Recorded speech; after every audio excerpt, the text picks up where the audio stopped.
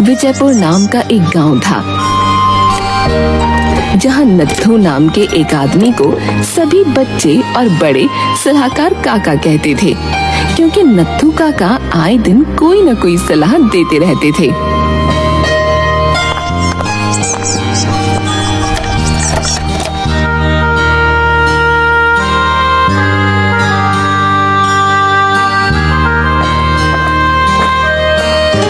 काका, आज क्या सलाह है? अब पास के मेला में एक बहुत बड़ा गांव लगा है, तुम सबको वहां जाना चाहिए। मेरा यकीन मानो, मजा आ जाएगा भैया, बता रहे। हाँ। सभी बच्चे जोरों से हंसने लगते हैं। फिर नत्थू काका अपने माथे को खुजाने लगते हैं और सोच में पड़ जाते हैं कि उन्होंने ऐसा क्या कह दिया। काका का मतलब है कि पास के गांव में एक बहुत बड़ा मेला लगा है और हम सब वहां जाएंगे तो हमें भी मजा आएगा।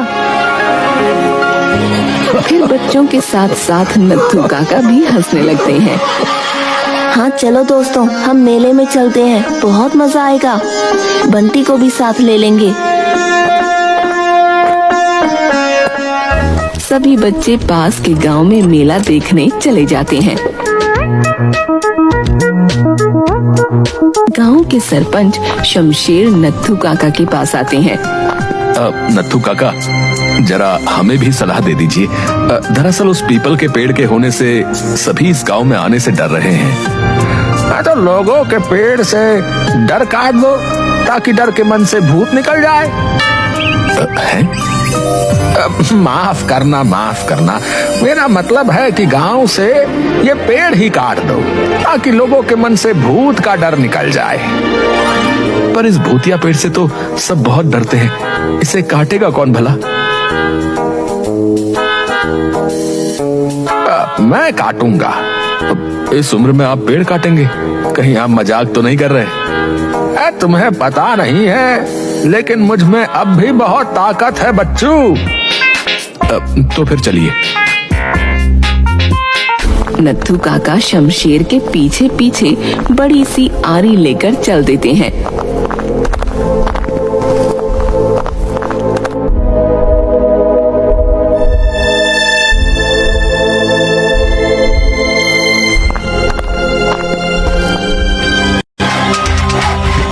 पेड़ काटना शुरू कर देते हैं। उन्हें पेड़ काटते काटते दोपहर का वक्त हो जाता है और वो थककर आधे पेड़ को लटका हुआ ही छोड़ देते हैं और घर की तरफ जाने लगते हैं। रास्ते में उनका पड़ोसी मुंशी उनसे टकराता है। क्यों भाई नत्थू, आज कौन सी सलाह दे रहा है? थोड़ी देर सोचने के बाद नत्थू काका ने कहा, भाई, गहनों और पैसों में जहर है। भाई, अच्छा होगा अगर तू ऐसी फालतू की सलाह देना बंद कर दे। नत्थू काका हैरान हो जाते हैं कि आखिर उन्होंने ऐसा क्या कह दिया।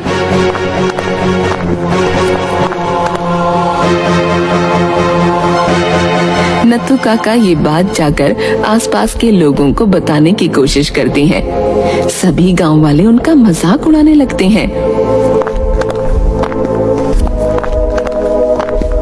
लगता है नत्थू काका पागल हो गए हैं। जब देखो तब आधी अधूरी और अजीब सी सलाह देते रहते हैं। नत्थू काका अपने घर पहुंचते हैं।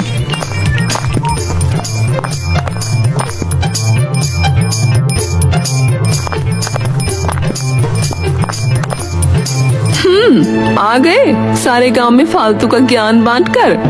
अब तो हो गया होगा ना तुम्हारा जी हल्का। सारे दिन ये फर्जी काम करते रहते हो। कितनी बार कहा है कि 2 पैसों का जुगाड़ कर लो, पर नहीं, वो तो तुमसे होने से रहा। इंसान थका हारा घर में आया है और तुम खाने के बजाय ताने खिला रही हो। तो और क्या खिलाऊं? सारे पैसे तो तुमने अपने जुए की लत में उड़ा दिए। इतना ही है तो तुम कुछ क्यों नहीं कर लेती? हाँ, अब यही रह गया है बस। घर का काम भी करो और बाहर का भी। सच कह रही हूँ, अगर तुम अपने इस निधल्लेपन से बाज नहीं आए तो सब कुछ छोड़ छाड़ के अपने मायके चली जाऊंगी। हाँ हाँ चली जाओ। तुम्हारे मायके में कौन सा कुबेर का खजाना है? नत्थू काका और उनकी पत्नी निर्मला में हमेशा कहा सुनी होती रहती थी। निर्मला जब तब नत्थू काका को निठल्ला होने का ताना देती रहती थी। नत्थू काका भी अब रोज की इस लड़ाई से तंग आ चुके थे। बहुत दुखी होने के बाद और बहुत देर सोचने के बाद नत्थू काका को एक युक्ति सूझी। ये दोपहर का वक्त है, सभी औरतें अपने अपने घरों में सो रही होंगी। ये अच्छा मौका है, मुझे सभी के घरों से कीमती जेवरात और पैसे चुरा लेने चाहिए। नत्थू काका दोपहर के वक्त गांव के सभी घरों से गहने जेवरात चुरा कर ले आते हैं और आधे कटे पीपल के पेड़ के पास एक बड़ा सा गड्ढा खोदकर उसमें दबा देते हैं। यहाँ तो किसी को शक होने से रहा, कल सुबह सुबह इन्हें यहाँ से ले जाऊंगा। सबको तो लगता है कि यहाँ कोई भूत है, तो यहाँ कोई आने भी नहीं वाला। पता नहीं नत्थू काका के मन में क्या चल रहा था, पर उन्होंने वो सभी चीजें छुपा दी थीं।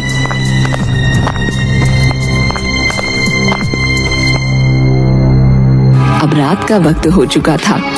रात के 11 बज रहे थे और नत्थू काका अब भी गांव भर में टहल रहे थे।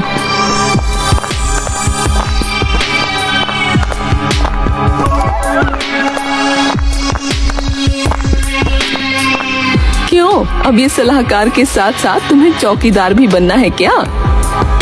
मुझे नींद नहीं आ रही। मुझसे अपेक्षा मत रखना कि मैं भी तुम्हारे साथ साथ चौकीदारनी बनूं। मैं जा रही हूँ सोने। नत्थू काका रात को बार बार पीपल के पेड़ की तरफ देख रहे थे। नत्थू काका को टहलते टहलते रात के 2 बज गए और अब उन्हें नींद आने लगी और वो अपने घर के बाहर ही खाट लगाकर सो गए।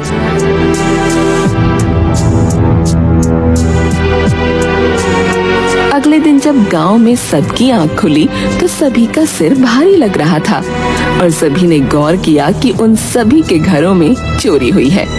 पूरे गांव में चोरी का शोर मच चुका था।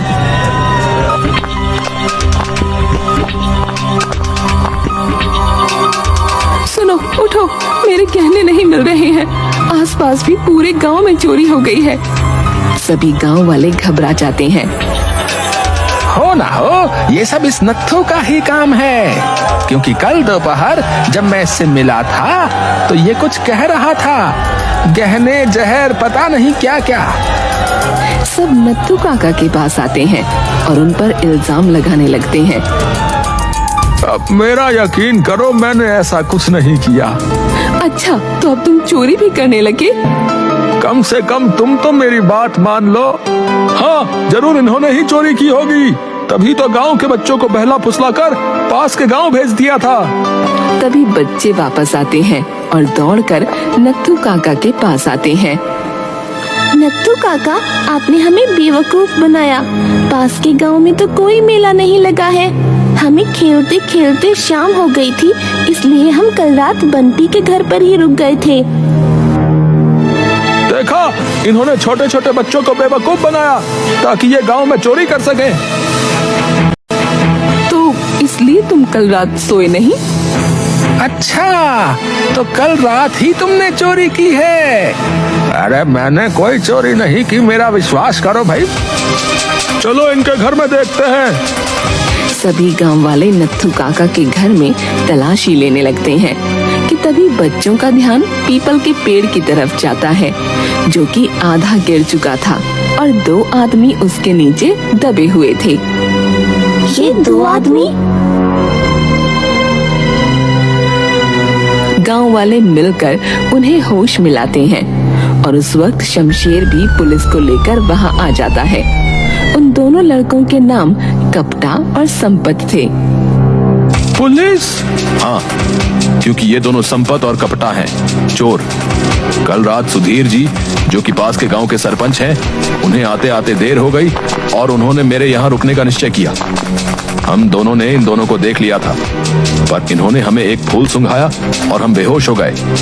मैंने कल ही अखबार में पढ़ा था कि ये दोनों विजयपुर के आसपास ही घूम रहे हैं, इसलिए मैंने पूरे गांव के गहने उस गड्ढे में सुरक्षित रखे हैं।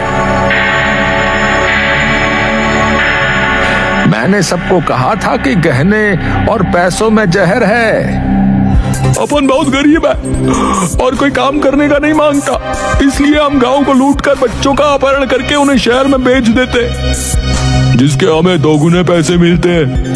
पर कल जब अपुन यहाँ आए तो अपुन के हाथ कुछ भी नहीं लगा, ना ही बच्चे और ना ही कोई गहने। इन दोनों ने हमें देख लिया था तो हमने तुरंत सबकी तरह इन्हें भी फूल सुंघा दिया। इस एक दवाई को फूल पर छिड़कने से इंसान तुरंत बेहोश हो जाता है। पर जब अपुन निराश होकर जाने लगे तो ये पीपल के पेड़ का आधा हिस्सा हम दोनों के सिर पर गिर गया और अपुन वहीं लुढ़क गए। अच्छा बच्चू, बहुत दिनों से हमारी नाक में दम कर रखा है तुम दोनों ने। आज हमारे नत्थू काका की बदौलत हत्थे लगे हो बच्चू। चल अब थाने तुम्हारी आओ भगत करते हैं। अरे थानेदार साहब, लास्ट टाइम के माफिक मेरी सीट मत सुझा देना, बैठने में पूरा 2 महीना लग जाता है सच्ची में। अरे फिक्र मत करो, तुम आन मिलो सजना तो होगा ही। चलो अब ज्यादा बकबक नहीं, चोरी करोगे वो भी मेरे इलाके में।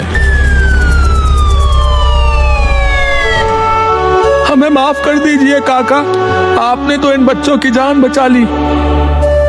ये तुम्हारे ही नहीं हमारे गांव के बच्चे हैं, ऐसे कैसे कोई हमारी नजर पर गांव रख सकता है? और वो भी नत्थू के होते हुए। हमारे गांव पर नजर रख सकता है, होता है काका। देखा, हम सब ने ऐसे ही सलाहकार काका नहीं कहते। और सब हंसने लगते हैं।